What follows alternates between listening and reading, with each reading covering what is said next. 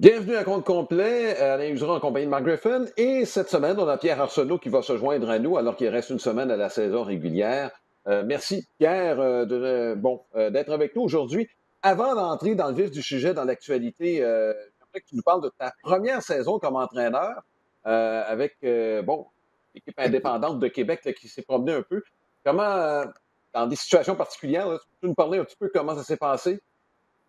J'aime quand tu dis qu'on s'est promené un peu. Disons que ça a été, ça a été une saison qui a fini en conte de fées pour nous. Naturellement, on aurait aimé gagner la série contre Washington. Mais je vais te dire, avec Pat Scalabrini en début de campagne, lorsqu'on était à Albany, on savait vraiment pas quand on était pour revenir au Québec pour jouer des matchs. On parlait à la fin juin, à la fin juillet. Et puis, le tout a été repoussé à la fin juillet. Alors, on a été sur la route. Et puis, je vais te dire, ce qui a sauvé l'expérience, je pense, c'est la qualité de joueurs qu'on avait en termes de personnes. C'était des bonnes personnes, c'était des gars qui travaillaient fort. C'est des gars qu'on n'avait pas besoin de leur donner des coups de pied dans le derrière. Oui, il y avait des séquences où ça allait moins bien, les gars étaient fatigués, mais c'est pas facile d'être toujours en autobus et on avait des longs voyages comparativement aux autres équipes dans la Ligue. On se promenait de Albany, New York, puis on est allé jusqu'à Chicago, jusqu'au Kentucky. Alors, on s'est promené beaucoup.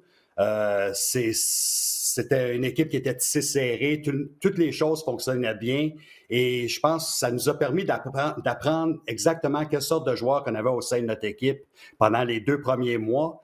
Et lorsqu'on a fait l'addition de Raphaël Gladu lorsqu'on est revenu au Québec, c'est là que ça a vraiment solidifié notre équipe et puis notre noyau était vraiment solide et l'équipe s'est envolée. On a eu une deuxième moitié de saison qui a été incroyable, mais tu sais, c'est une ligue où les gars réalisent que c'est peut-être leur dernière chance d'attirer l'attention des recruteurs professionnels et d'avoir peut-être justement un travail dans une équipe affiliée des ligues majeures.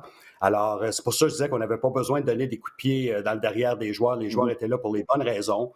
Et je peux vous dire, ils ne le font pas pour l'argent. Hein. Ils ne le faisaient pas pour l'argent. C'est pas comme les gars des ligues majeures où ils ont 100 $ par jour pour se nourrir et des salaires d'au moins 500 000. Alors, les gars ont très bien performé et c'était une expérience qui était valorisante au point de vue professionnel. Ouais, écoute, en tout cas, je suis content que tu aies réussi à passer à travers un été avec Patrick Scalabrini, Pierre, et que tu en es sorti vivant. Alors, bravo. C'est moi qui l'ai rendu calme, parce que je pense qu'il s'est fait expulser juste quelques fois. Alors, je vais me donner crédit pour ça. C'est moi qui le garde calme dans l'abri. Alors, non, Pat, c'est un gars formidable. J'ai adoré travailler avec lui. C'était facile. On était, je trouve, sur la même longueur d'onde. Il pouvait me parler de plusieurs sujets. On pouvait discuter de plusieurs choses. Et d'effectifs de joueurs, je pense que c'est la clé dans cette ligue-là. C'est d'essayer de trouver le bon mélange de vétérans, de jeunes joueurs. Et puis, nous, on avait une équipe jeune. Puis, ce que j'ai aimé, c'est que les Québécois qui étaient au sein de l'équipe, c'était pas juste là, des Québécois qu'on a mis dans le côté, dans le coin, puis on a dit à tout le monde, hey, on a des Québécois. Non, c'était des gars qui ont performé et qui étaient des joueurs clés dans notre équipe. Alors ça, je trouve que c'est le fun parce que c'est bon pour le baseball québécois et ça donne une chance aux jeunes de rêver s'ils ne se rendent pas dans les ligues mineures affiliées ou ils ne vont pas dans des collèges américains, il y a toujours la Ligue Frontier ou d'autres ligues qui s'ouvrent à eux et le baseball québécois, je trouve, commence à être en santé. Oui, et en plus, ces ligues-là ont de plus en plus de visibilité compte tenu de tous les changements dans le baseball mineur et évidemment au repêchage.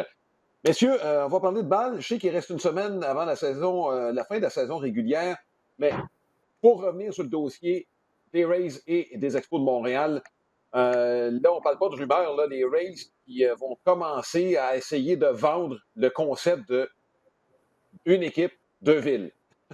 On l'a vécu à Montréal, Marc, mais c'était pas dans le même contexte, là, avec, on s'en rappelle, avec Porto Rico, là. Ça commence comme ça. Est-ce qu'on est résigné à Tampa ou on essaie de vendre quelque chose qui pourrait aller plus loin pour Montréal? Moi, c'est la question que je me pose comme fan là, de baseball. Ben, écoute, Pierre, si tu permets, je vais y aller en premier. Écoute, rappelez-vous, M. Sternberg a déjà mentionné que c'est la seule possibilité à long terme que les Rays restent à Tampa, c'est de partager avec une autre ville. Évidemment, dans ce dossier-ci, c'est Montréal. Ça n'a pas changé depuis. Je crois sincèrement que c'est pas du bluff, c'est-à-dire que c'est pas une façon de forcer par exemple, les dirigeants de Tampa ou de Saint Petersburg ou peu importe, de garder la franchise là-bas. Il y a trop de travail qui a été fait par l'équipe Bronfman. Il y a des heures et des heures de mis dans ce dossier-là. Donc, je ne pense pas que Steven Bronfman serait autant impliqué dans un dossier de la sorte s'il ne voyait pas une ouverture fort intéressante pour lui. Ceci étant dit, la fameuse bannière qui, semble-t-il, va être affichée là, sous peu au Tropicana Field, ça ne plaît pas aux partisans des Rays. Il ne faut pas oublier que c'est vrai que les Rays n'attirent pas beaucoup, mais ils ont parmi les meilleurs codes d'écoute au niveau local dans la Ligue américaine. Alors, c'est pas rien. Donc, l'équipe est suivie, mais les gens ne se déplacent pas. Et là, la question est de dire, est-ce que si tu te déplaces vraiment à Tampa Bay ou dans un endroit plus approprié, est-ce que les gens se déplaceraient? Mais là, on n'aurait peut-être pas la question à ce niveau-là. Ceci étant dit, moi, comme amateur de baseball, c'est sûr que je prendrais 40 matchs à Montréal, évidemment, même si ce n'est pas une équipe à 100% à Montréal. Moi, je suis un amateur de baseball. Je veux voir les meilleurs joueurs au monde à Montréal, puis j'en profiterai, ça, c'est clair. Mais il y a encore beaucoup de questions dans ce dossier-là. Est-ce que l'association des joueurs... Là, je sais qu'on a embarqué le fait que, à Tampa, le camp d'entraînement se déroulerait à l'intérieur de ce même stade. Donc, les gens, par exemple, de l'équipe pourraient, dès février, probablement jusqu'au mois de juin, passer tout ce temps-là, donc, à Tampa. Et il y aurait donc un transfert qui se ferait durant les 3 mois d'été, évidemment, à Montréal. Donc, on semble vouloir créer quelque chose où l'association des joueurs pourrait accepter. Mais autant j'aime le côté créatif de ce projet-là, autant j'ai encore besoin de réponses à savoir comment tout ça peut réellement fonctionner pour que tout le monde embarque dans ce dossier-là. Chose certaine, on le fait pour aller chercher des revenus additionnels pour que la franchise puisse éclore davantage. Moi, je trouve Oui, vas-y, je t'écoute. Hein. Moi, je trouve la chose clé dans tout ce que tu as dit, Marc, c'est le groupe d'investisseurs québécois. Je trouve que c'est un groupe très crédible, qui sont là pour les bonnes raisons. Et c'est des gars qui ont un background baseball, même s'ils n'ont jamais peut-être travaillé au sein d'une équipe professionnelle, ils ont des liens avec le baseball et c'est des gars qui adorent ce sport. Et je trouve qu'ils sont sérieux. Tout ce qu'ils ont fait depuis le début, c'est qu'ils ont démontré qu'ils étaient prêts à être tranquilles, pas faire de bruit, mais de continuer le travail. Et c'est ce qu'ils ont fait. Et Tampa, il faut se le dire, c'est une situation qui est très difficile. Mais là, moi, ce qui m'inquiète, c'est déjà difficile de construire un stade dans une ville. Là, on doit avoir 2 stades dans 2 villes. Alors, je pense que c'est l'aspect qui va peut-être être un peu plus compliqué. C'est lorsqu'on va arriver au jour où on va dire, OK, là, c'est le temps là, de vraiment mettre là, une pelle dans le sol et puis de commencer le travail dans les 2 villes. Parce que je suis un peu comme toi, Matt. Moi, je veux voir du baseball à Montréal. Et ce qui me soulage, c'est le groupe qui est derrière, justement, l'arrivée des Expos à Montréal. Mais c'est sûr, j'aimerais voir une équipe à temps plein. Mais si on peut juste avoir une équipe à temps partiel, je pense que ce serait peut-être un bon début. Et par la suite, ça serait aux Rays de Tampa, à la ville de Tampa, de prouver qu'ils méritent de garder leur équipe. Et si ça ne fonctionne pas, au moins, il y aurait peut-être un plan en place où l'équipe pourrait revenir à Montréal à temps plein. Alors, je pense que c'est une solution peut-être facile dès le début, mais qui pourrait être une chose de grande envergure en fin de programme. Je vais te poser une question sur la réalité floridienne quant au baseball. Pierre, tu as été là pendant longtemps. Est-ce que la réalité Miami-Tampa est la même? Je sais que c'est 2 stades différents. Bon, je suis jamais allé voir un match à Tampa. À Miami, oui. Pour ceux que l'emplacement était idéal, en plein cœur d'un quartier résidentiel où après le match, il n'y a pas grand-chose à faire, là. On n'a rien développé autour comme tel. Mais globalement, peux-tu nous parler de la réalité qui peut être différente entre Tampa et Miami? Bien, les choses, on regarde ces 2 équipes qui sont dans un état où presque toutes les équipes dans le passé allaient pour le camp d'entraînement. Tout le monde allait en Floride pour le camp d'entraînement et là, naturellement, ça s'est divisé avec l'Arizona. Mais lorsque la saison commençait avec les Marlins, avant que les Rays arrivent, encore là, il y avait de la difficulté à remplir le stade et on est habitué à Montréal, on a entendu souvent le stade à Miami n'était pas au bon endroit. Alors, ils ont été capables d'en construire un autre qui est un très beau stade en passant. Ça, je vais le dire, là, c'est un très, très beau stade. C'est bien pour les partisans avec le toit rétractable, l'air climatisé. Alors, c'est un bon endroit. Mais encore là, ils ont de la difficulté à attirer des gens. Et ce que j'entends depuis les derniers jours, c'est que les codes d'écoute des Rays de Tampa à la radio et à la télé sont élevés. Mais c'est la même chose à Miami. Dans le passé, il y avait beaucoup de monde qui écoutait, mais on n'était pas capable de les attirer. Et le stade à Tampa, je suis allé souvent comme instructeur avec les Marlins, et c'est un stade qui est plate. Tu rentres là, puis c'est fermé, c'est sombre, c'est gris. Alors, moi, j'ai toujours comparé les situations de Miami, Tampa et Montréal un peu dans le même sens que c'était des stades où personne ne voulait vraiment se présenter. Même si le climat est à l'opposé des deux pays, on a les mêmes problèmes où les gens ne voulaient pas se déplacer pour aller dans un stade qui est à l'intérieur. Alors, moi, je pense qu'à Montréal, on a une longueur d'avance peut-être sur les deux marchés de la Floride au point de vue d'engouement et de renouveau et de recommencer à neuf avec un groupe qui est sérieux. Mais Pierre, Pierre et Alain, là, je ne suis pas un expert, évidemment, dans l'emplacement de stade, là, mais il me semble que j'aurais pu leur dire, moi, lorsqu'ils ont décidé d'octroyer des franchises à Miami puis qu'à Tampa, que ça n'allait pas marcher en Floride.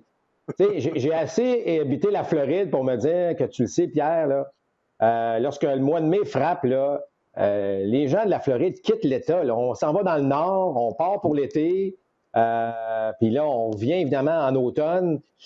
Tu l'as dit, les camps d'entraînement, ça connaissait un certain succès, mais deux villes en Floride. Puis, tu sais, regarde depuis le début de ces deux franchises-là, là, ça tire de la patte. Et malgré de très bonnes équipes, parce que là, les Rays, c'est pas une excuse que c'est une équipe de bas de classement. Là. Alors, c'est pour ça que, là, évidemment, avec les Marlins, on ne déménagera pas les Marlins avec le nouveau stade, mais bon, ça reste le dossier Loria Samson, puis on n'embarquera pas là-dedans. Mais je pense que le baseball majeur a une patate chaude avec Tampa. Il faut la régler rapidement. Je sais qu'Oakland aussi est dans le dossier, là, mais il faut régler ce cas-là. Et tu as raison, au moins à Montréal, lorsque l'équipe gagnait, on a attiré. Donc ça, c'est sûr que ça penche du côté de Montréal à ce niveau-là. Tu as mis le doigt sur le bobo, je trouve que tu as mis le doigt sur le bobo un peu qu'en Floride, le problème, c'est que notre génération et les personnes plus âgées ont tous pris pour des équipes à l'extérieur de la Floride. Ils ont grandi soit des partisans des Red Sox, des Cubs, des Yankees, des Mets. Et c'est difficile d'avoir les jeunes à justement prendre la relève et de devenir des fans des Rays et des Marlins. Puis tu l'as dit, ils ont gagné des séries mondiales. Les Rays ont une très bonne équipe depuis au moins 10 ans. Alors, c'est très difficile d'avoir cet esprit de corps là, dès la jeunesse qu'on est un partisan des Marlins ou un partisan des Rays. On dirait que tout le monde vient d'ailleurs, puis c'est exactement ça. C'est pour ça qu'on doit avoir des toits à Miami pour que les partisans, au moins s'ils se déplacent, ça va être une expérience un peu plus favorable que d'être dans la pluie et les tempêtes d'été. Oui. Moi, personnellement, j'ai l'impression que c'est une étape avant la venue à temps plein d'une équipe.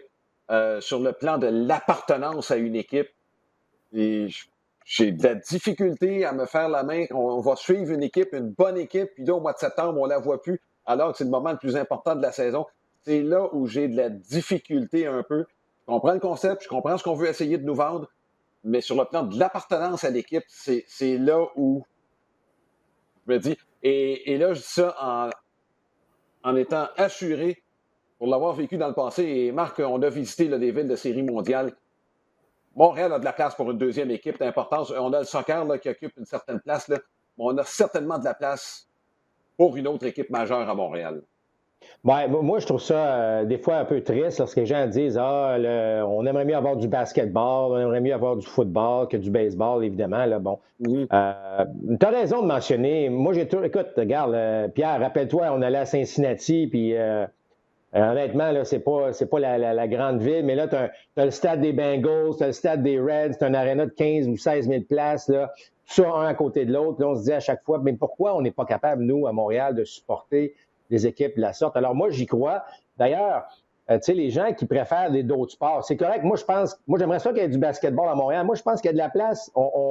On se mésestime comme peuple, on va dire ça de même, là, où on pourrait encourager. Puis il y en a de l'argent. On n'est pas pauvres nécessairement ici. Puis moi, je leur dirais aux partisans de basket ou de football, aimeriez-vous là, que, je ne sais pas, moi, les Denver Nuggets viennent jouer la moitié de leur match à Montréal? Les partisans de basketball aimeraient ça, voir vingtaine, trentaine, quarantaine de matchs. Ou, je ne sais pas, moi, les Bills de Buffalo là, qui décident de jouer la moitié de leur match à Montréal. Donc, tu sais, tant qu'il n'y a pas d'avoir, là, ben, on pourrait-tu en avoir une quarantaine? Puis comme tu as mentionné, Alain, est-ce que c'est un passage obligé pour avoir éventuellement à nouveau une franchise. Je pense que c'est considéré sérieusement, là, surtout dans l'état où les Rays se retrouvent et leur fameux bail, puis je ne suis pas sûr qu'ils vont voir leur stade. En tout cas, tout ça pour dire que c'est à suivre. Une chose, par contre, j'ouvre une parenthèse rapidement. Moi, j'ai toujours entendu, puis par des gens du baseball majeur, que s'il y a du baseball majeur de retour à Montréal, il ne faut pas que ça passe par le stade olympique.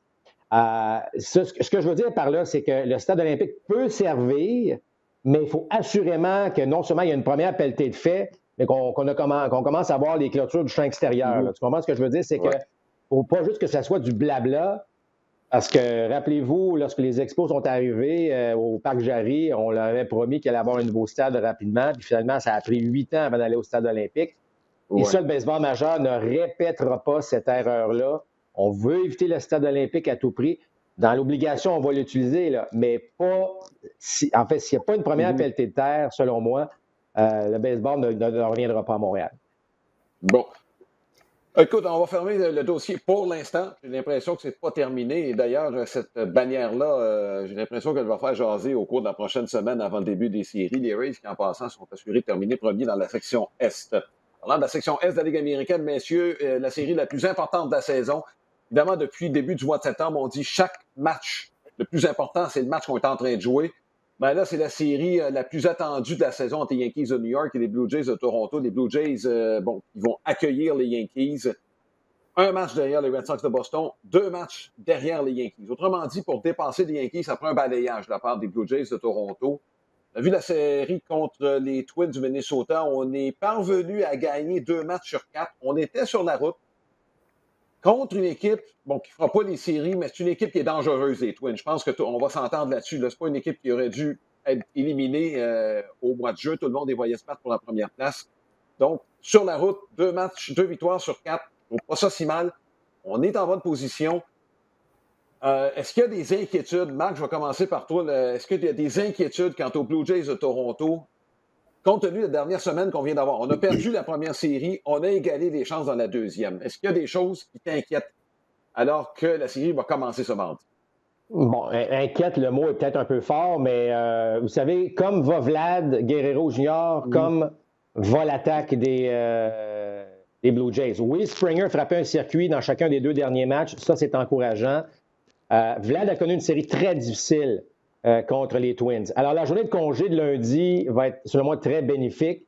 Et il ne faut pas oublier qu'on a accepté d'avoir jusqu'à 30 000 spectateurs à Toronto. Donc, je pense qu'il va y avoir une belle énergie qui va être importante là, du côté des Blue Jays de Toronto. Mais il faut que Vlad retrouve un peu, parce que si Vlad... je comprends que ce n'est pas un joueur qui fait une équipe, mais on l'a vu, lorsque les Blue Jays ont un passage à vide à la fin du mois de juillet, c'est parce que Vlad était dans un passage à vide. C'est aussi simple que ça. Je sais qu'il est entouré de très, très bons joueurs. Je regarde Marcus Semien, ses 2 derniers matchs ont été difficiles. Il y a un peu de fatigue. Il n'y a pas d'excuse. Je veux juste dire que là, on arrive dans une situation où il faut que tout le monde, évidemment, soit à la hauteur. Là, tu as Injun Ryu dans le premier match. Le premier match, la série va dicter beaucoup ce qui va se passer. Alors, vous comprendrez que c'est Injun Ryu... faut dire, a été très ordinaire là, dans ses 4, 5, 6 derniers départs. Bon, il a sauté un tour. Est-ce qu'il va revenir en grande forme? Est-ce qu'il va vous donner une prestation extraordinaire? Il affronte Jameson Taillon. Si tu gagnes le premier match, tu as parlé tantôt, il faut balayer. Tu gagnes le premier match, tu as de l'énergie, tu t'en vas vers le deuxième match. Mais si tu perds le premier parce que Ryu n'est pas à la hauteur et que Vlad continue à avoir des ennuis, c'est là que l'énergie peut pencher du mauvais côté. Alors, je ne veux pas mettre l'accent sur 1 ou 2 joueurs en particulier. Évidemment, c'est une histoire d'équipe. Mais s'il y a 2 aspects bien importants là, pour amorcer la série, c'est que Vlad puisse, encore une fois, avoir de bonnes présences. Je ne parle pas toujours de coup sûr, mais au moins de frapper des balles d'aplomb pour se donner une espèce d'énergie. Mais il faut qu'Injun Ryu commence le match fort. Bon, évidemment, tout le monde a vu la série contre les Red Sox de Boston alors que Giancarlo Stanton frappe des balles à des distances folles en ce moment. Alors, il faut vraiment que Ryu commence fort et ça pourrait donner le ton, évidemment, à une très, très bonne série. Pierre, sur la même veine, toi, est-ce qu'il y a des choses qui t'inquiètent chez les Blue Jays de Toronto par rapport à la dernière semaine qu'on vient de vivre? Mais moi, je pensais que la chose qui était pour m'inquiéter le plus, il y a environ un mois, c'était les lanceurs partants et la relève. Ouais. Et il faut dire, depuis quelques semaines, le tout s'est stabilisé. On dirait que Montoya a été capable de trouver une bonne recette en fin de match. Alors ça, je suis moins inquiet. Mais Marc, tu l'as dit, moi, je pense que l'attaque, exactement, c'est vraiment deux joueurs. C'est Springer qui met la table et Vladimir Guerrero. Et Vlad a une saison incroyable. Je veux dire, à son âge, ce qu'il fait, c'est remarquable. Mais il reste une semaine et c'est là qu'il doit absolument se lever. Il s'est levé toute l'année, mais je veux dire, cette semaine, c'est lui qui doit avoir l'énergie, qui doit dire à ses coéquipiers avec Springer, let's go, on a une semaine à faire, on travaille le plus fort possible. Et dans le cas des Blue Jays, on ne peut pas penser à la semaine prochaine, on ne peut pas commencer à se préparer pour les séries. Alors, on doit tout laisser sur le terrain dès cette semaine. Et je pense que les joueurs sont capables, ils sont bien entourés. Je veux dire, des gars comme Dickerson qui sont arrivés sur scène, des gars comme Bichette qui sont là, un autre jeune joueur, Semien qui a une saison incroyable. Je pense que c'est des joueurs qui vont être très, très, très importants, mais le chef d'orchestre, c'est Vladimir dans toute l'histoire. Oui, Pierre, je reviens à toi parce qu'il y a un joueur dont Marc t'en a fait mention, Giancarlo Stanton. Tu l'as côtoyé lorsque tu étais avec les Marlins. Il semble que finalement, et on en a parlé lors du match de dimanche qu'on a fait, le Stanton qu'on voit présentement, ça semble ressembler davantage aux joueurs qu'on a vus avec les Marlins, parce qu'on a vu des bribes seulement. Oui, il y a eu des bonnes saisons, il y a eu des bons chiffres, mais là, ce qu'on voit depuis 2 semaines à peu près, Giancarlo Stanton, Aaron Judge, pas dire qu'il avait besoin d'aide, mais oui, il était un peu seul en milieu de saison. Et là, les deux taux jumelles là, qui se mettent à frapper, est-ce que tu revois le Giancarlo Stanton que tu as connu en Floride? Oui, je pense que lorsqu'il a signé son gros contrat, on dirait que c'est mis beaucoup de pression sur ses épaules. Et après ça, il a été échangé, je veux dire, à l'équipe, une grosse équipe, une grosse organisation, les Yankees. Alors, je pense qu'il a essayé de trop en faire dès le début. Et ce qui n'a pas aidé Stanton, c'est les blessures. Il a été blessé plus souvent qu'à son tour dès son arrivée avec les Yankees. Et on a vu que la foule était pas mal contre Stanton un peu depuis qu'il est arrivé avec les Yankees. Ouais. Et c'est la première fois depuis qu'il met l'uniforme de New York que je trouve qu'il se lève et qu'il se dit « OK, là, c'est le temps, je vous mets sur mes épaules, je suis capable de transporter l'équipe pour 2-3 semaines. On y va, on travaille fort. » Et ce que j'ai aimé, c'est que ça a été des présences au bâton incroyables, des présences en situation très corsée contre un adversaire. On sait que les deux équipes ne s'aiment pas. Alors, je trouve que Stanton a vraiment, là, il s'est levé puis il a dit à tout le monde « Je suis le Stanton que j'étais avec les Marlins » et c'est le genre de gars qui est capable de transporter l'équipe jusqu'à la fin de la saison. Alors, c'est ça qui fait peur aux Blue Jays et c'est un stade qui est propice au circuit à Toronto et avec Judge, Stanton qui arrive, je pense que ça pourrait être une série explosive. Regardez, là, tous les matchs vont se terminer 1-0 et 2-1. Mais je pense qu'on a la possibilité d'avoir des matchs avec beaucoup de revirements et je pense que ça va être difficile pour les partisans des Blue Jays de passer ces 3 jours-là sans être comme sur rempli d'émotions, que ce soit des hauts, des bas. Je pense que ça va être une série difficile, mais on l'a mentionné, si Guerrero, Semien, Springer font leur travail, ils ont la chance de battre au moins 2 des 3 parties. Bon. Marc, est-ce que tu veux rajouter quelque chose sur Stanton? Ben, écoute, il va falloir que les autres autour fassent le travail. Ce que je veux dire par là, c'est que si jamais on réussit à retirer, on l'a vu, le Rizzo a connu un bon match hier avec son double. Mais il va falloir peut-être lancer autour à ce moment-là de Stanton et ce sera aux autres de répondre par la suite à faire le travail. Parce qu'il ne faut pas oublier, là, dans la série, les Yankees ont balayé. Ça paraît bien parce qu'on a explosé 2 fois en 8e manche. Mais les 7 premières manches des 2 derniers matchs, là, les Yankees n'avaient marqué qu'un seul point. Là. Donc, je ne suis pas sûr des fois que le pointage indique véritablement comment l'attaque des Yankees a produit. Oui, bien justement, on a fait le match Red Sox-Yankees dimanche. Et moi et Marc, on en a parlé. Pierre, j'aimerais ça que tu nous parles un peu des Red Sox de Boston brièvement. On va parler des Cards tout de suite après. Mais on a parlé de la vulnérabilité de la relève des Red Sox de Boston dans la dernière semaine qui vient avec l'absence de Whitlock. Là, Taylor est placé sur la liste des joueurs blessés. Matt Barnes n'aura pas de grosses responsabilités dans la dernière semaine. On va le faire lancer dans des moments sans trop de pression. Donc, les 3 de tes releveurs sur lesquels tu t'es fié pendant une bonne partie de la saison, ils ne seront pas disponibles. Oui, on joue contre Baltimore, on joue contre Washington, on joue pas à domicile, et les partants vont pas très loin. Euh, Comment tu vois cette dernière semaine-là des Red Sox de Boston, Pierre? Moi, je trouve que ça va être une semaine très difficile. Le seul avantage qu'ils ont, c'est que tu l'as mentionné, ils jouent contre 2 équipes qui sont éliminées. Mais Ouais. c'est sûr que Baltimore va vouloir jouer trouble fête et Washington aussi. C'est ce que les joueurs professionnels aiment faire lorsqu'ils sont éliminés. Et tu le mentionnes, je parlais des Blue Jays où Charlie Montoyo a trouvé une façon justement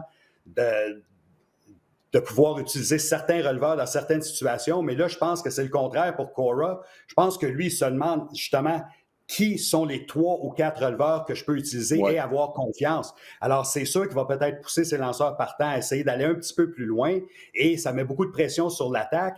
Et un point que tu as soulevé, Marc, au point de vue de Stanton et les Yankees contre les Blue Jays, c'est sûr que demain, lorsqu'ils vont avoir leur réunion, les Blue Jays, à chaque série, tu as toujours un joueur que tu dis, OK, il y a un gars qui ne peut pas nous battre. Et dans le cas des Yankees, on ne veut pas se faire battre par Stanton. Alors, la pression va être vraiment là sur les joueurs autour de Stanton. Mais les Red Sox, c'est un peu le même problème. Eux, l'attaque doit absolument générer des points pour être capable de, justement, peut-être être capable de cette petite faiblesse des lanceurs en relève, que ça soit amoindri par justement beaucoup de points. Oui, juste dernière question sur les Red Sox, rapidement. On va finir contre Washington. Il n'y aura pas de frappeur désigné. Et ça va faire mal aux Red Sox de Boston. On le sait qu'il y a quelques joueurs qui, défensivement, je pense à Martinez, je pense à Schwarber, qu'on utilise comme frappeur de choix. Rapidement, Marc, est-ce que ça risque de jouer un très mauvais tour aux Red Sox de Boston? Oui, parce que ça va dans le sens que Pierre vient de dire, c'est qu'il faut produire, il faut marquer des points. Là, si tu enlèves un gros bâton dans la formation, puis évidemment, et on a parlé de peut-être de cette faiblesse en relève. Tu arrives avec un Juan Soto en fin de match, t'amènes qui pour le retirer? Juan Soto, qui est probablement le meilleur frappeur actuellement de tout le baseball, même si on n'en parle pas beaucoup, en fait, peut-être pas de tout le baseball, mais ça de la Ligue nationale. Alors, c'est pas si facile que ça pour les Red Sox, même si on regarde le classement et on dit, bon, Baltimore, Washington, ça devrait être un walk in the park, comme on dit. Non, il va falloir les gagner, ces matchs-là, mais je suis convaincu, moi, que l'aspect frappeur de choix peut jouer un rôle très important dans cette dernière série là, à Washington. Oui. C'est difficile. Je trouve que c'est difficile pour une équipe de la Ligue américaine lorsqu'elle se présente en dernière série de saison dans un stade de la Ligue nationale, justement pour cette raison. Tu as passé 159 matchs à jouer presque avec un frappeur désigné, un frappeur de choix, et là, tu arrives, la plus grosse série de l'année peut-être, et tu perds un frappeur. Oui, un frappeur autour duquel tu as bâti ton équipe. Effectivement, moi, je trouve que c'est une série qui est peut-être encore plus dangereuse que celle contre les Orioles de Baltimore. Dernière chose, il faut absolument parler des Cards de Saint-Louis. Ça fait 2 semaines qu'ils n'ont pas perdu. Donc, c'est notre 3e balado, autrement dit, au cours de cette séquence de la part des Cards de Saint-Louis. On l'a difficilement vu venir. Il faut lever notre chapeau à la haute direction de l'équipe. Puis je veux juste revenir sur ces 2 acquisitions-là de Jay Happ et de John Lester. On s'est dit, ça s'en va où? Mais messieurs, si les Padres de San Diego font des acquisitions de Happ et de Lester, on ne fait pas d'acquisition de Vince Velasquez et de Jake Arrieta. Ouais. Ouais, ben écoute, là, tu t'embarques dans 2 dossiers. Mais effectivement, là, c'est facile à dire après, mais oui, ces 2 lanceurs-là ont fait une belle différence avec les Cards. J'en démords pas. Mais écoute, lorsque tu as des joueurs et des frappeurs professionnels comme Goldschmidt, Arenado, qui soudainement se faufilent, un Tyler O'Neill, ça te donne un espèce de trio dans le cœur de cette formation-là qui a été dévastateur parce que là, on se disait, bon, on n'affrontera pas Arenado. Oups, O'Neill arrivait puis il vidait les buts. Il y a une belle synergie qui s'est développée en attaque chez les Cards de Saint-Louis. On a peut-être attendu longtemps, là, ça a pris du temps avant que tout ça colle ensemble, mais je vais dire une chose, que ce que Tyler O'Neill a fait dans le dernier mois de la saison là, jusqu'ici, il a été un des grands responsables de cette belle séquence. Et là, ben, tu le sais, Pierre, tu as été assez longtemps dans des équipes. Lorsque le fun prend dans une équipe, lorsque la confiance, où tu te dis, là on n'en perdra plus, là, ben lorsque ça prend dans une équipe, c'est fort, ça amène, là, tu peux te faire marquer 3 points en première, ça ne te dérange même pas, tu le sais que tu vas revenir dans le match, et ça semble être l'attitude présentement des Cards de Saint-Louis. Ce ne sera pas facile pour les Cards parce qu'on affronte soit les Giants ou les Dodgers. Ouais. Mais je vais te dire une chose, pariez pas nécessairement contre les Cards de Saint-Louis. Ils trouvent toujours une manière. Puis là, tu arrives dans une belle séquence comme ça en série, là, ça peut être très dangereux pour l'adversaire. On a déjà parlé des Cards dans le passé, que c'est toujours un esprit familial. Les joueurs aiment jouer dans cette ville-là. Les partisans adorent leur équipe. Et on dirait que les joueurs trouvent toujours le moyen de remporter des victoires et de faire les choses peut-être pas le plus facilement possible, mais l'acquisition d'Arenado, pour moi, ça a été incroyable. Ouais. Ça a solidifié l'attaque. Et moi, je compare Tyler O'Neill un peu à J.D. Martinez lorsqu'il était avec les Tigers de Détroit.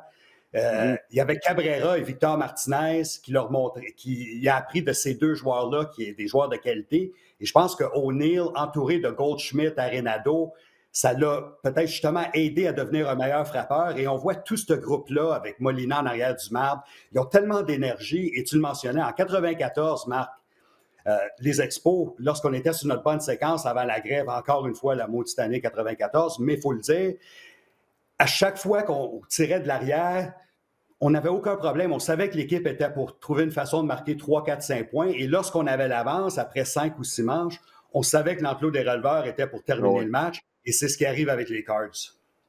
Oui.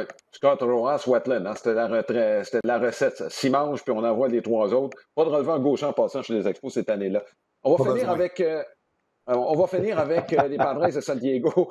Est-ce qu'il y a un ménage qui s'en vient de ce côté-là, Marc?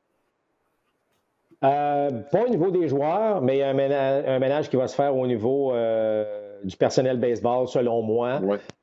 Grande déception. On a vu même des départs au niveau des ligues mineures, la direction des ligues mineures, on a changé. Je ne sais pas si on a pesé sur le bouton panique, mais il y a quelqu'un qui paye le prix parce que les contrats qu'on a octroyés, il y a quelqu'un qui doit les payer en haut, là. Et j'ai l'impression que là, c'est un peu, entre guillemets, inacceptable ce qui s'est passé. On a été éliminés 2 semaines avant la fin de la saison. Oui, les Giants ont causé la grande surprise dans cette division-là. J'ai pas de problème. Ça a peut-être ça a frappé en pleine face les Padres de San Diego. Je regardais la fiche des Padres dans leur propre division. Écoute, on a une fiche négative contre les Rockies.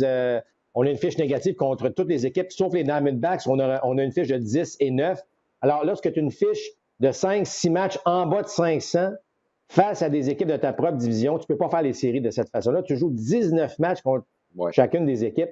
Alors, les Padres qui n'ont qu'à se regarder dans le miroir, n'ont pas regardé... c'est pas la faute des Giants aussi. Il va falloir... Mais j'espère qu'il n'y aura pas un ménage au niveau des joueurs. Il y a une belle équipe, il y a quelque chose qui se passe là. Il va y avoir les retours des lanceurs. Clevenger va revenir éventuellement. C'est une très, très bonne équipe.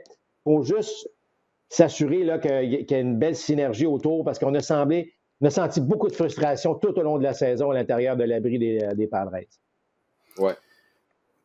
Ben moi, c'est ce que je souhaite. Je veux dire, je t'en plais dans ton coin, Marc. Je trouve qu'on doit garder le noyau, on doit garder l'équipe ensemble. Je pense que cette fois-ci, c'est pas la faute des joueurs.